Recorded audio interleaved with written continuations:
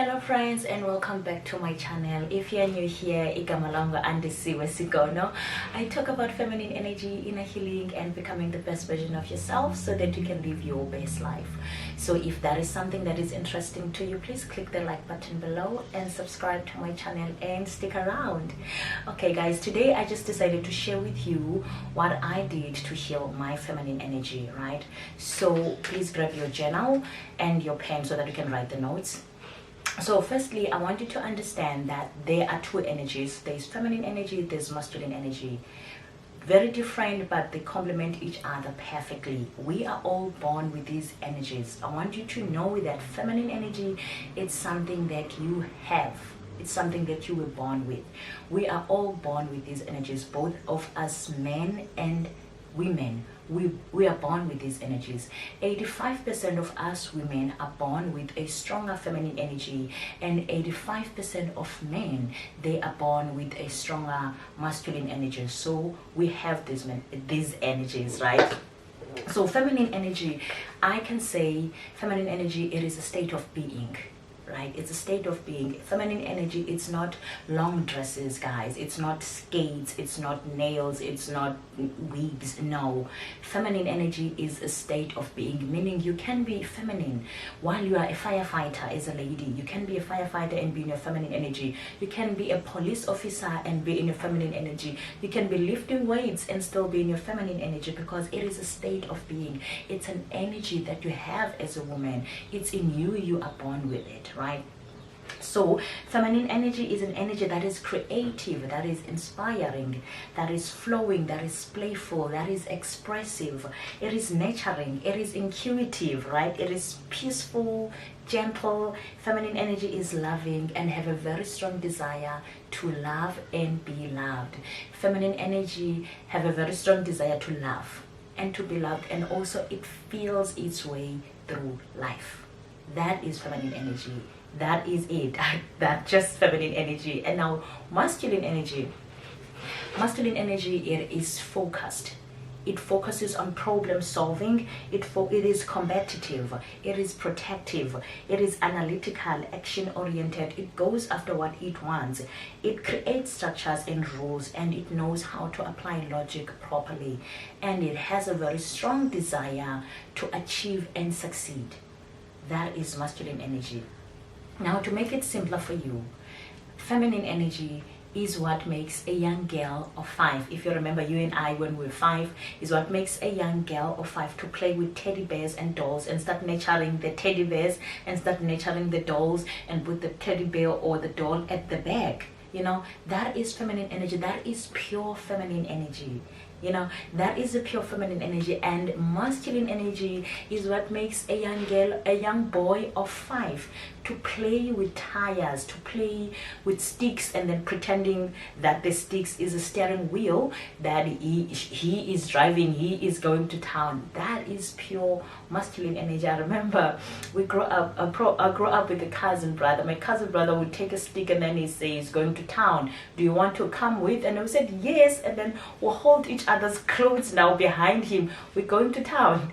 That is pure masculine energy, guys.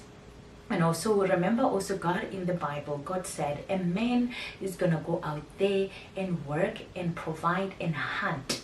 That is a structure. That is structure. That is a rule that God gave to a man. You know, that is why a man is focused on creating structure and being analytical all the time. And now when it comes to women, God in the book of Titus chapter 2 verse 4 to 5, God said we should be teachers of good things as women. We should be lovers of our kids. We should be lovers of our own husbands. We should be nurturers. We should be homemakers.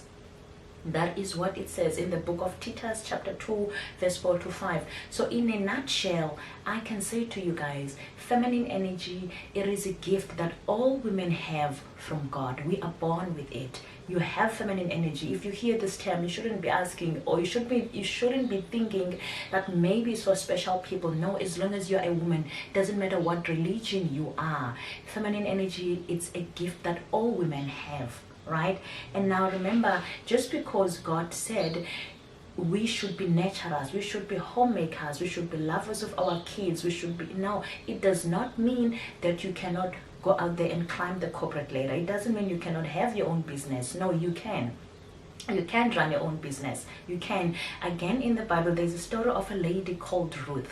Ruth was married to her husband, and their husband passed away. And now her mother-in-law told her to go back home. And then Ruth said, no, I'm going to remain with you. So the mother-in-law said, I'm going to my own homeland as well because my husband passed away. So Ruth left with Naomi. The mother-in-law's name was Naomi, to Naomi's homeland. Now when they get there, Ruth is a young girl, is single, so she had to climb the corporate ladder. She had to go out there and work and find food for her and Naomi. And now she worked in a field. Remember, in a field, guys, those days, people in the field, it's men and boys and cows probably planting. You can't find a woman in a field, but she was there working. But when she was there, she was minding her own business. She was not in a competition with those men. No, she was there working. As a result, the owner of the field, by the name of Boaz, noticed her, and he told the guys who was working in the field to make it easier for her to do whatever she was working. I think she was collecting something. I believe it was harvesting time. So Boaz told the guys who was working in the field to leave behind whatever they were harvesting so that Ruth might collect it for her to take it home so that they can have food, you know. So at the end of the day, it ended up Ruth becoming Boaz's wife. So Boaz, the owner of that field, married Ruth. So what I'm trying to say, guys, by the story of Ruth is, you can be in your feminine. You can go out there and work. You can go out there and climb the corporate ladder. That is why God said, just because God said we should be naturals, it doesn't mean we can't go out there and work. You have to work, you have to provide, but do it from your place of feminine energy. Do it in your feminine energy because it's easier for you that way. In fact, most of the women nowadays most of young women who are successful in everything that they do, it is because their secret is their feminine energy. They know how to tap into their feminine energy. They know how to reclaim their feminine energy, you know. So I'm trying to make you to understand that feminine energy is a gift and that you have from God. It's a gift that you have. It's a gift that God gave you. It's a gift that God gave me, right? And now masculine energy, it's a gift that God gave guys. I have masculine energy, but 80% of the time I have to be in my feminine energy. Masculine energy, it helps me. It helped me to do a lot of things. It helped me to close deals. It helped me to work. It helps me to do everything that needs to be done. Now, but when I get home, I leave masculine energy out. I have to be in my feminine because I can't, you cannot put two bulls in a crowd, right? When my husband gets home, he wants to find me in my feminine energy. I have to be in my feminine energy to be able to connect with him, right? Now let's go back to let's come back here. What is a wounded feminine energy and where is it coming from? Now, a wounded feminine energy, it is ruled and controlled by fear and pain. A wounded feminine energy is what makes you show up as a dimmed, insecure version of yourself. A wounded feminine energy, it is a root cause of all the problems and the issues that you keep encountering in life. Wounded feminine energy is what makes you to tolerate abuse in a relationship. A wounded feminine energy is what makes you think that you can change a man. No, that is a wounded feminine energy. You cannot change a person. You can never change a man. You can't change anything. That is a wounded feminine energy. It what makes you think that you are not worthy of great things. It what makes you become a people pleaser. Wounded feminine energy, it what makes you to be so invested in people's problems. And also it is what makes you to think that way. Now you have to work so hard to have your heart desires, to have the life that you dream about. It is what makes you to put yourself at the bottom of the list. It what makes you to be at the bottom of the list, yes, and also think that putting other people first, you're gonna be able to keep those people in your life. That happened to me, guys. I remember I remember because I grew up love-starved as a child. I was love-starved. I was love-neglected. So that is why I showed up in the world the way I did. When I'm saying being invested in people's problems, it's something that I did. I would try to put people first and put myself in the bottom, because I didn't want these people to leave me alone, because I was left alone as a child. I had a lot of insecurities. If maybe I'm dating a guy and this guy leaves me, and I would say, what is wrong with me? I would say, what is wrong with me? And there's nothing wrong with me. So I had a lot of insecurities. I didn't know how beautiful I am. I thought I was ugly. I didn't know my self-worth. I didn't know myself. I had a lot of insecurities and insecure attachment style.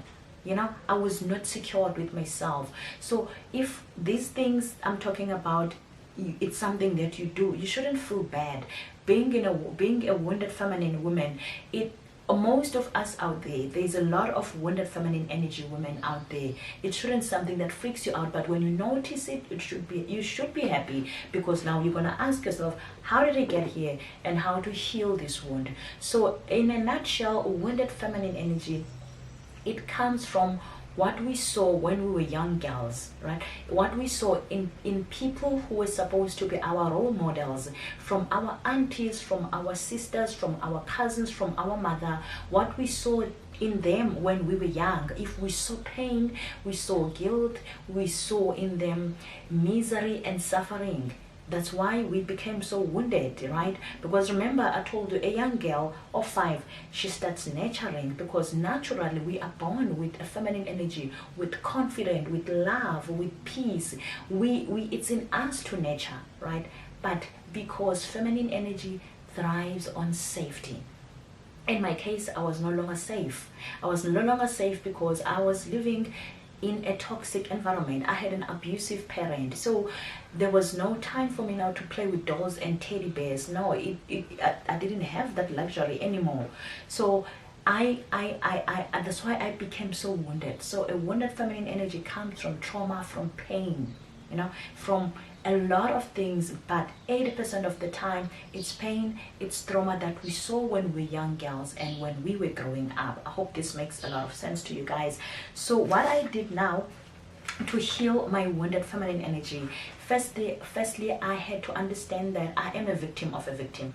Just because I was left by my parent in many homes, right? That's why I became a people pleaser. I couldn't be so angry at them for any long time now. I was so angry for years.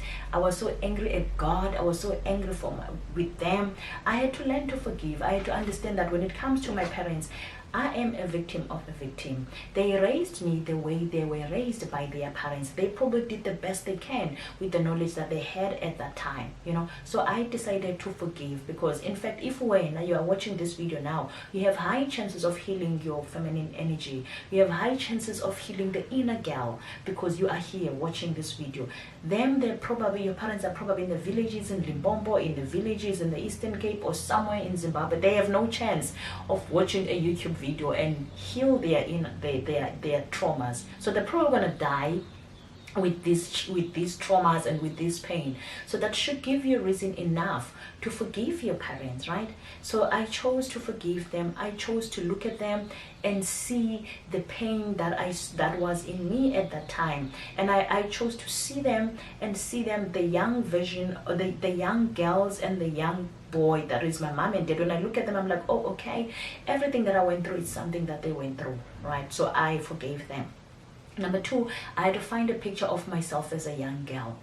That picture of myself as a young girl, it made me to remember that the 5-year-old me is still in me. The 5-year-old young girl that was neglected, that was love-starved, it's still in me. In fact, it's her who looks around for attention, who looks around for men to love her because of what she went through as a child.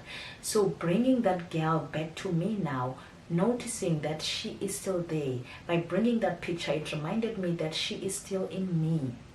She needs to be loved. She needs to be taken care of. So I had to acknowledge that girl. I had to witness what she went through. I had to empathize with what happened to her, how she was raised. I had to empathize. I have to have empathy for her and love her. And the other thing that I did was to validate that young girl.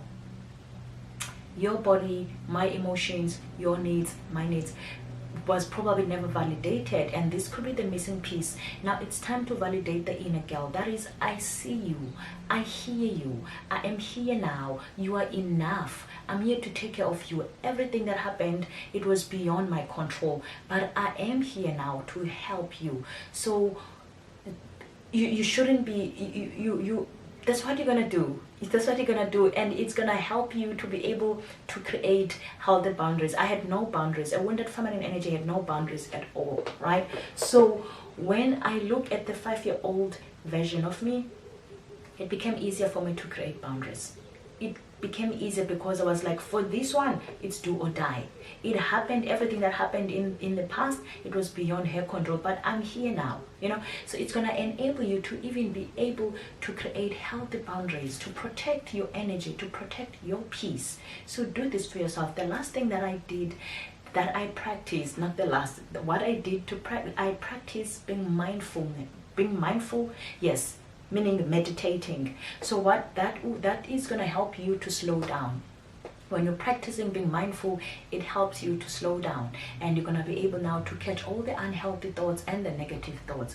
And also for me, I did a guided meditation on Spotify. If you download Spotify app and search Breathwork Bestie, it's still there. Breathwork Bestie on healing the inner child. I did that guided meditation, guys. There's a lot of resources that you can do that are available for you, and they are free for you to help you to heal your inner child. If you have resources, if you have money, you can go and pay the psychiatrist, but it shouldn't, if you don't have that money, it shouldn't be, I shouldn't be scared, or I don't have. No, you can heal your inner child. I did not have to go to any psychiatrist. I didn't have that luxury. But there are resources for you to heal. There are resources that are available for you to take care of yourself. And remember, if it was not for my past, I wouldn't be here now sharing this with you. So have grace with yourself, love yourself, and understand that being a wounded feminine, it's okay. And when you notice it, you have a chance to heal. Take care of yourself, and please love yourself. Don't be too much on yourself, right? Please. And I love you so much. Bye-bye.